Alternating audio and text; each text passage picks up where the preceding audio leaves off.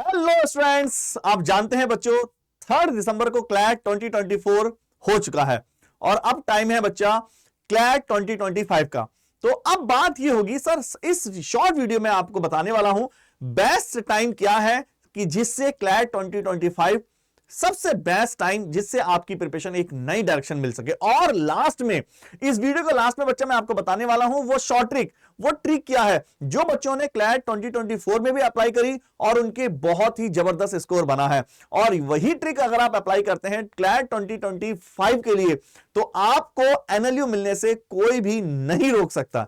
चलिए स्टार्ट करते हैं इस शॉर्ट वीडियो में कि क्लैट 2025 के लिए सबसे बेस्ट टाइम क्या रहेगा। सबसे पहले मैं बच्चा वीडियो को स्टार्ट करूं, सबसे पहले मैं आपको बता दूं क्लैट 2025 के लिए पूरा हम डिस्कस करेंगे क्या है। तो सबसे पहले जिन बच्चों को नहीं पता है क्लैट क्या होता है, बच्चा क्लैट है आपका कॉमन लॉ एडमिशन टेस्ट, जिसके थ्रू आपके लिए 5 ईयर इंटीग्रेटेड कोर्सेज जो 24 एनएलयू नेशनल लॉ यूनिवर्सिटी के लिए कंडक्ट कराए जाते हैं। नेशनल यूनिवर्सिटी के लिए जो पेपर होता है उसमें बच्चा एडमिशन इसके थ्रू आप ले सकते हैं। अगर बात करें मीडियम की तो क्वेश्चन का लैंग्वेज अभी तक क्वेश्चन का जो मीडियम है केवल इंग्लिश मीडियम है, मतलब इंग्लिश लैंग्वेज में क्वेश्चन आपका आता है।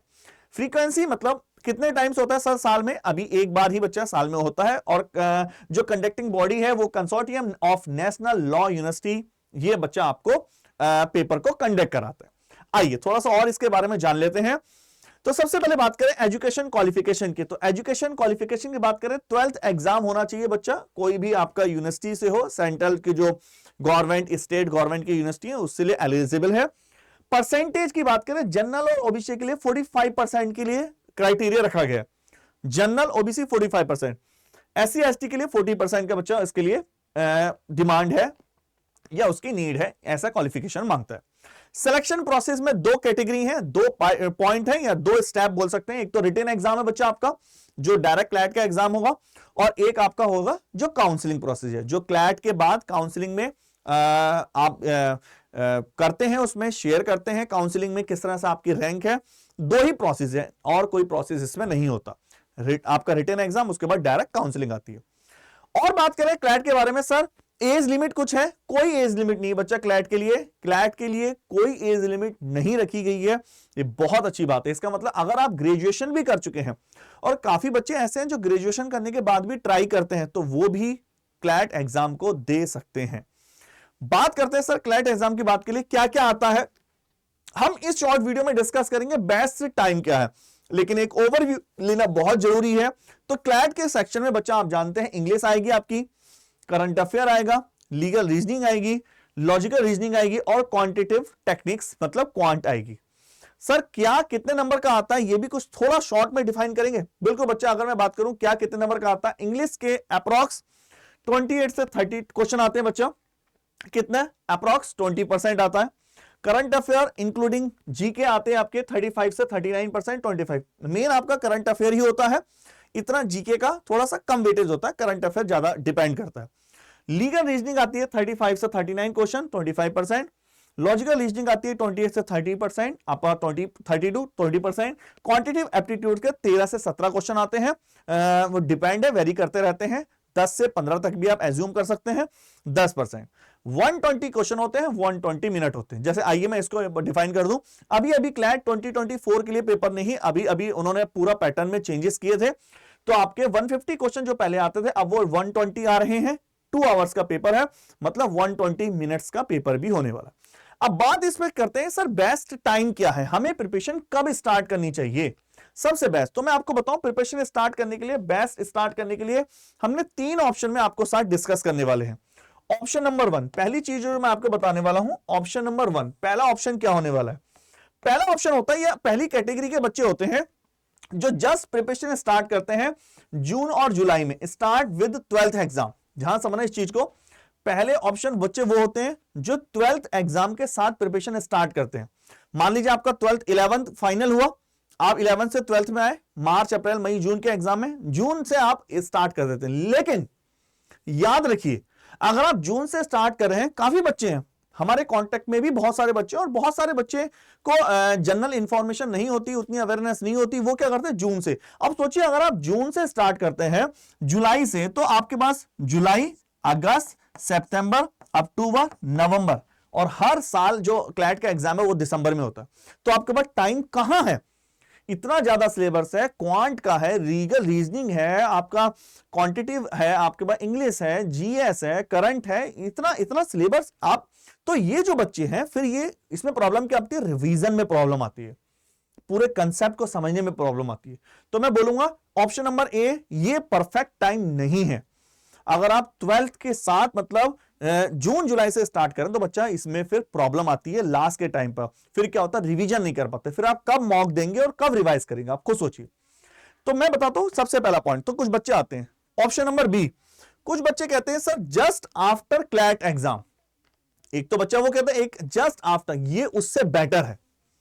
पहला वाला कुछ बच्चों को अवेयरनेस नहीं होती, वो दिसंबर में जून जब 12th में आते हैं तब स्टार्ट करते हैं, लेकिन कुछ बच्चों को थोड़ी सी नॉलेज होती है। जैसे अभी 3 दिसंबर को आपका पेपर हुआ, याद रखिए जो बच्चा अभी से शुरू कर देगा क्लैट 2025 के लिए प्रिपरेशन, वो उससे बेटर परफॉर्म करेगा, गारंटेड है। जस्ट आफ्टर दिसंबर, आप जानते हैं कोई ज्यादा मंथ नहीं है, केवल 12 मंथ रेस्ट है क्लैट के लिए, तो आपके पास।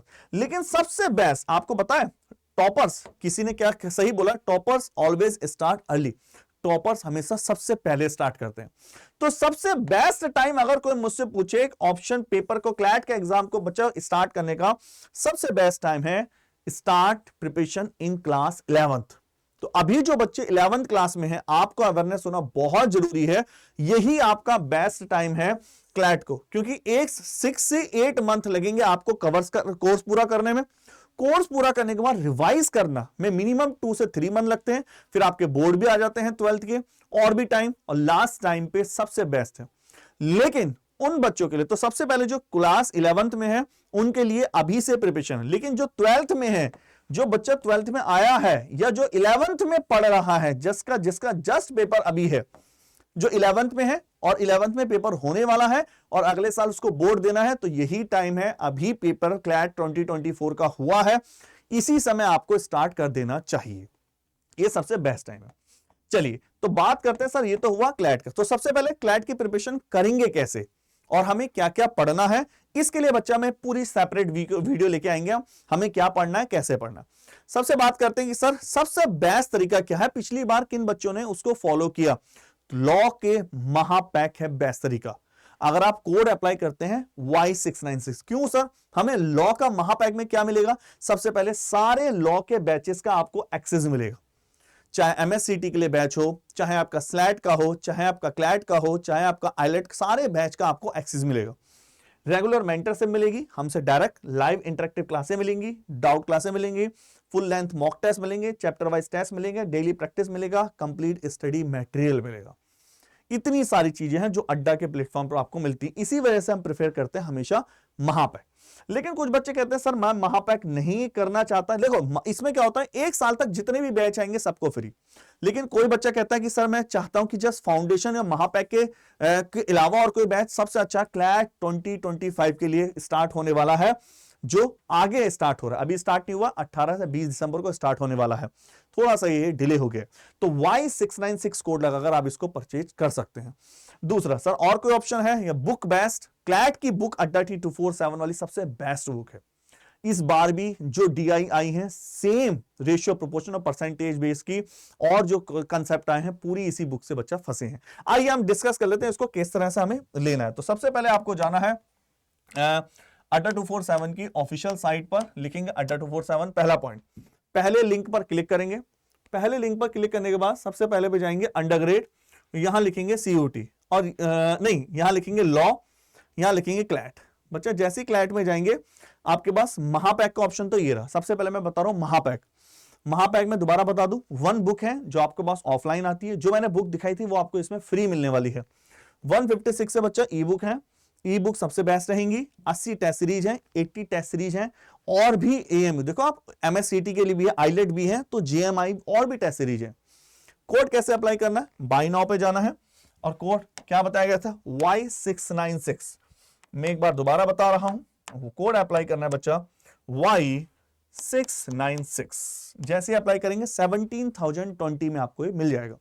आपको इससे रिलेटेड कोई भी इंफॉर्मेशन लेनी है तो आप मुझसे विवेक रावत 01 पर मैसेज करके बच्चा पूछ सकते हैं टेलीग्राम पर। अच्छा, कुछ बच्चे कहते हैं सर हमें फाउंडेशन बैच परचेज करना है, तो फाउंडेशन के लिए सबसे बेस्ट है अंडरग्रेड। आप आएंगे लॉ एंट्रेंस एग्जाम क्लैट, और जैसे ही आप आएंगे बच्चा फाउंडेशन में, तो जैसे ही फाउंडेशन में जाएंगे क्लिक करेंगे Y696 11,040 में। और सबसे बेस्ट है अगर फाउंडेशन में आपको सारा कुछ मिलने वाला है, और इसके अलावा अगर आप चाहते हैं बुक परचेज करना, तो आपको सीधा सीधा जाना है क्लैट में, और या फिर ये क्लैट वाले पोर्शन में जाएंगे और यहां जाएंगे बुक वाले में, और ये रही आपकी बुक। लेकिन बुक के लिए कोड याद रखेंगे, that is the S696 S497 में बुक भी मिल रही है। ठीक है बच्चों, इसी तरह के और शॉर्ट वीडियो मैं आपके लिए लाता रहूंगा। Tata bye bye.